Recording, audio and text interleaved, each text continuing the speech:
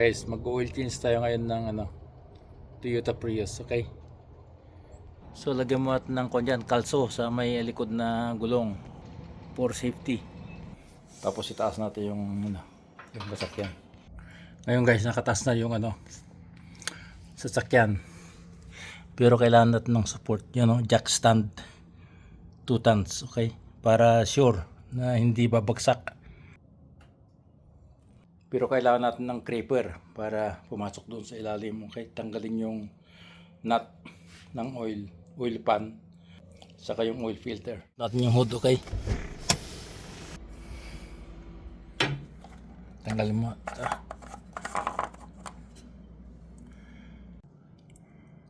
Kailangan tanggalin lang itong cover ng oil pan. So guys, ito na yung oil filter niya, di ba? Tapos ito yung drain ng oil pan para matanggal. So tanggal natin to, tanggal din natin tong bolt na ito, okay? Gagamit natin pang salok doon sa old na oil. Okay, so ang size nito ay 14.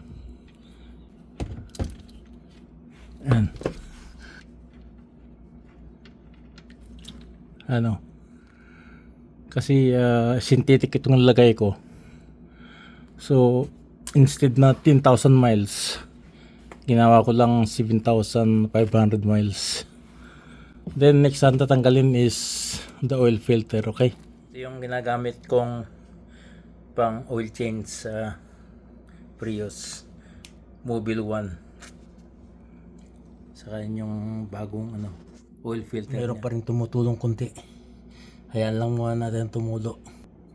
Ito yung bago guys, Stippy extended life. Yan, kailangan lagyan ng oil dito sa paligid.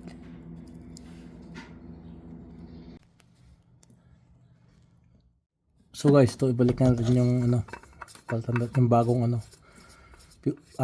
oil filter, okay? Huwag masyadong maigpit to, hand tight lang para madaling tanggalin later on, okay?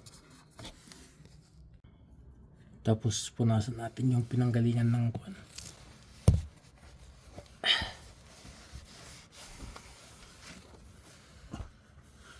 Tapos ibalik natin yung nut. Higpitan ng konti ito, hindi masyadong mahigpit. Baka masira. Maglayan tayo ng bagong oil, okay? So kailangan natin ng panel para siguradong papasok. Hindi kakalat yung oil dito. So ang kailangan natin dito sa sasakyan to ay 4 quarts and a quarter, okay? So naglalagay na ako. Ito ay 5 US quarts. So ang kailangan ko lang 4 and a quarter na ilagay sa engine, okay?